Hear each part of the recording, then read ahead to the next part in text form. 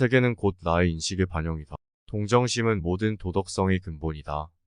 모든 진실은 세 가지 과정을 거친다. 첫째, 조롱당한다. 둘째, 심한 반대에 부딪힌다. 셋째, 자명한 진실로 받아들여진다. 청년기에는 기억이 가장 강렬하고 가장 오래 남기 때문에 기억에 특별세를 부과해야 한다. 그러나 무엇을 기억할 것인가를 선택하는데 있어서는 최고의 주의력과 선견지명이 필요하다. 청년기의 습득한 교훈은 평생 기억되기 때문이다. 모든 사람은 자신의 이해 정도와 인식의 한계 내에서만 세상을 바라볼 뿐이다. 자신이 아는 것 이상을 말하거나 보게 된다면 거부하거나 이해하지 못한다. 자신이 아는 세상 밖의 말은 낯설기도 하고 두렵기도 하다. 그것이 혹시나 나의 세상을 무너뜨릴까가 무서운 것이다. 그래서 사람들은 자신의 세상을 지키기 위해 서로 다투고 산다. 서로가 다투면서 자신의 것만을 주장하니 세상은 고통이다. 행복의 90%는 건강에 달려있다. 건강한 거지가 병든 왕자보다 행복하다. 나무가 튼튼해지기 위해 바람이 필요하듯 인간이 건강해지기 위해서는 운동이 필요하다. 행복은 쾌활함의 정도에 비례해서 커지고 쾌활함은 육체와 정신적인 건강에 좌우된다. 가장 어리석은 일은 이익을 얻기 위해 건강을 희생하는 것이다. 무언가를 배우는 것은 행복의 필수 요건이다. 행복은 건강이라는 나무에서 피어나는 꽃이다. 사람은 음식으로 체력을 키우고 톡서로 정신력을 배양한다. 이기적인 성품을 지닌 사람은 늘 비탄에 빠지며 타인의 감정 따위는 무시한다. 성공은 자신의 천성에 유리한 것은 취하고 천성에 어울리지 않는 것은 배척함으로써 만들어진다. 인생에서 가장 강렬하고 놀라운 사건은 대부분 사랑이라는 감정에 의해 만들어진다. 지나치게 몸이나 정신을 혹사시키는 것은 수명을 줄일 뿐 아니라 신체적인 활력도 앗아간다. 불쾌한 일을 무시하고 과소평가하는 것은 행복을 위한 훌륭한 처세법이다. 절대 비밀을 말하지 마라. 개인적인 비밀은 깊이 숨겨두어야 한다. 아무리 친한 친구에게도 객관적인 자기 모습만 보여주는 것이 좋다. 주관적인 입장에서는 친구도 역시 남이기 때문이다. 옛부터 과묵함을 처세술의 근본으로 삼은 것은 그 때문이다. 아라비아의 격언에 적에게 알려서 안 될 일은 친구에게도 알리지 마라. 비밀을 지키면 비밀의 주인이 되지만 비밀을 고백하면 비밀의 노예가 된다. 평화의 열매는 침묵의 나무에서 열리는 법이다 라고 했다. 삶의 목적은 행복이 아니다. 삶은 고통이다. 행복은 주어진 환경 그 자체보다는 세상을 인식하는 개인의 기질에 좌우된다. 자신 속에서 많이 발견할수록 더 행복하다. 삶이 누구에게나 추하다고 생각하면 소름 끼치게 평안해진다. 극도로 비참한 상태에 놓이지 않기 위한 가장 안전한 방법은 행복해질 거라는 기대를 아예 하지 않는 것이다. 인간은 충족하기 어려운 욕구와 필요로 뒤섞인 존재다. 그 욕구와 필요를 충족했을 때조차 얻을 수 있는 것이라곤 고통 없는 상태에 지나지 않는다. 대체로 우리는 무언가를 잃어버리고 나서야 그 가치를 깨닫는다. 하루하루가 작은 삶과 같다. 잠에서 깨어 일어나는 건 작은 출생이고 아침 이른 시간은 작은 청년기이며 잠드는 건 작은 죽음이다. 늦게 일어나 아침을 짧게 하지 마라. 명예는 잃어버릴 수 있을 뿐 획득할 수 없다. 내면의 공허는 무료함의 근원이다.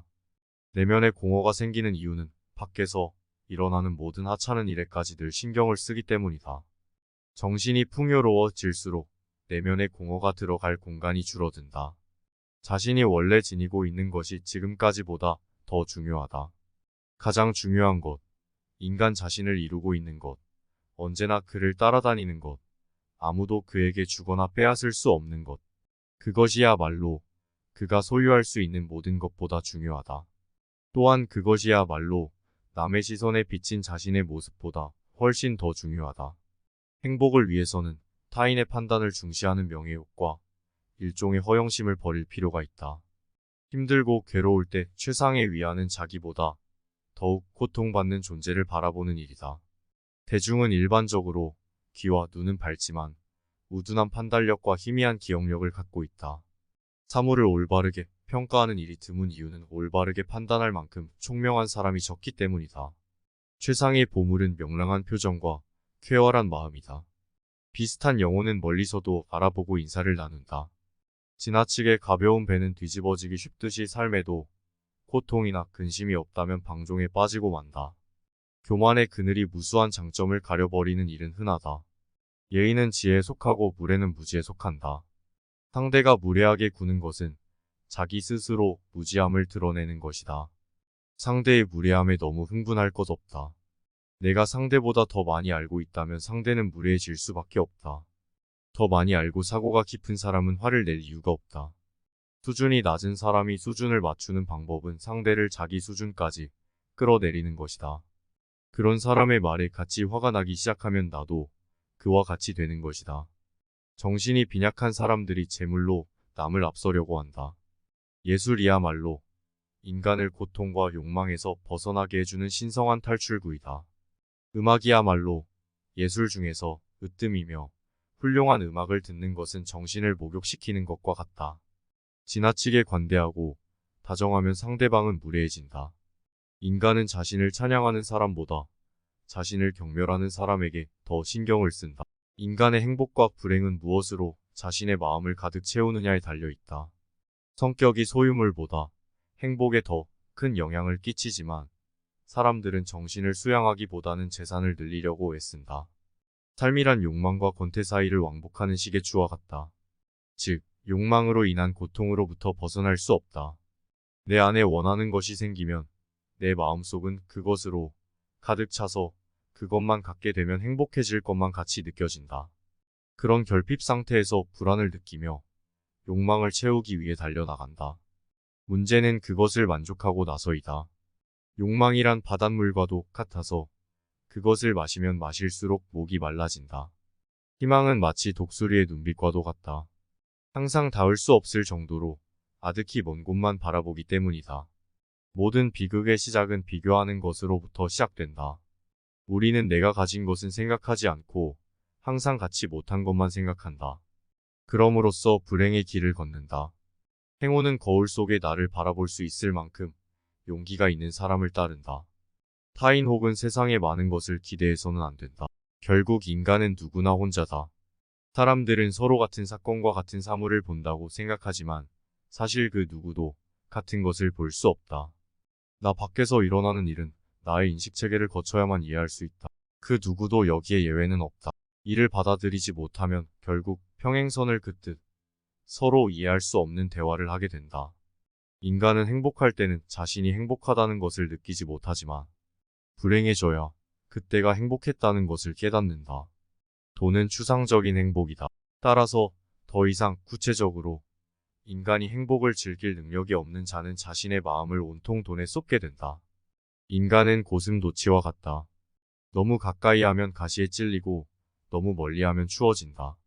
괴로운 일에 부딪혔을 때 우선 감사할 가치가 있는 것을 찾아서 그것에 충분히 감사하라. 그러면 마음에 평온함이 찾아오고 기분이 가라앉으며 어려운 일도 견디기 쉽다. 사람들의 눈높이에 나를 맞추려는 데서 모든 불행이 시작된다. 내가 나를 부끄러워하지 않는다면 사람들도 나를 부끄러워하지 않게 될 것이다. 돈 빌려달라는 것을 거절함으로써 친구를 잃는 일은 적지만 돈을 빌려줌으로써 도리어 친구를 잃기 쉽다. 보통 사람은 시간을 소비하는 것에 마음을 쓰고 재능 있는 사람은 시간을 활용하는 것에 신경을 쓴다. 세계는 비참한 사람에게 있어서만 비참하고 공허한 사람에게 있어서만 공허하다. 청년기에는 주관이 지배하고 노년기에는 사색이 지배한다. 실천하는 데 있어서도 청년기는 주관과 인상에 따라 결심하지만 노년기에는 대부분이 사색한 다음에 결정한다. 패배가 따르는 고통을 자발적으로 겪어보라. 그러면서 인품이 형성되는 것이다. 좌절을 경험한 사람은 자신만의 역사를 갖게 된다. 그리고 인생을 통찰할 수 있는 지혜의 길로 들어선다. 지혜로운 사람은 생각과 말 사이의 간격을 유지한다. 평범한 능력밖에 없는 사람에게 겸손은 순수한 마음의 표상이 되지만 훌륭한 능력을 지닌 사람에게 겸손은 위선일 뿐이다.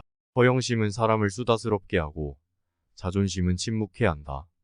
사람은 혼자 있을 때에만 진정한 자신이 될 수 있다. 인생의 말년은 가면 무도회의 끝에 가면이 벗겨질 때와 같다. 악한 생각과 무의미한 노력은 서서히 얼굴에, 특히 그 눈에 드러나게 되어 있다. 사람들이 흔히 운명이라고 부르는 것은 대체로 그들 자신의 어리석음이다. 우리의 슬픔은 대부분 다른 사람들과의 관계에서 비롯된다. 우리는 다른 사람들과 같아지기 위해 우리 인생의 대부분을 낭비한다. 가시 없는 장미는 없지만 장미 없는 가시는 많다. 고상한 운명의 소유자는 자신의 운명을 한탄하지 않는다. 청년기가 불행한 이유는 행복을 잡아야 한다는 생각이 깔려있기 때문이다. 만일 남의 눈을 의식하는 태생적인 결함에서 벗어날 수만 있다면 인간이 누릴 수 있는 마음의 평화와 힘은 매우 커진다. 물고기에게는 물속이, 새에게는 공중이, 두더지에게는 땅속이 행복한 것처럼 자기에게 적합한 분위기만이 행복을 주는 것이다. 이 세상에서 확신을 가지고 의지할 수 있는 것은 오직 나 자신뿐이다. 다른 사람과의 교제는 혐오와 손실을 초래하는 경우가 많기 때문이다. 그러므로 자신에게 만족하면서 확신을 가지는 자는 이미 행복하다. 후회란 자신을 고문하는 것이다. 불행해지지 않는 가장 확실한 방법은 너무 행복해지기를 바라지 않는 것이다. 우리 인생은 마치 커다란 모자이크와 같아서 가까이에 있으면 제대로 알아볼 수가 없다. 그것이 얼마나 아름다운지를 알려면 멀리 떨어져서 봐야 한다. 이미 바꿀 수 없는 불행한 과거는 되도록 빨리 잊어라. 오히려 우리는 그것을 디딤돌로 삼아야 한다. 인간의 사교는 사교가 좋아서가 아니라 고독이 두려워서다. 자기 재능을 세상 사람들에게 크게 과시하는 것처럼 어리석은 사람은 없다. 남의 재능을 보면 대다수의 사람들은 칭찬과 격려를 하는 것 같지만 속으로는 시기와 질투심에 사로잡힌다. 특히 똑같은 일로 경쟁 관계에 있는 사람들로부터는 증오나 원한을 사게 된다. 자신의 뛰어난 재능을 과시하는 순간 공격의 표적이 된다는 사실을 잊어서는 안 된다. 인간의 가장 큰 본능은 쾌락과 허영심을 만족시키는 일이다. 이 쾌락과 허영심은 남과 자기를 비교한 우월감에서 나오는 것이어서 함께 어울려 있는 가운데 어느 누가 뛰어난 재능을 가졌다는 것은 다른 많은 사람들에게 정신적 모욕감과 패배를 주는 일이다. 이 미움과 분노는 어떤 식으로든 보복하려는 의지로 나타난다. 재능이 뛰어난 사람은 자신의 안전을 위해서 평범한의 가면을 써야 한다. 할 수 있는 일이라면 기꺼이 하고 견뎌야 하는 일이라면 기꺼이 견뎌내라. 지적인 생활은 우리에게 행복을 선사한다. 그러나 지나친 지적 활동은 도리어 불행을 초래한다. 지적인 풍요로움과 현실적인 활동의 균형을 유지하는 것이 행복의 비결이다.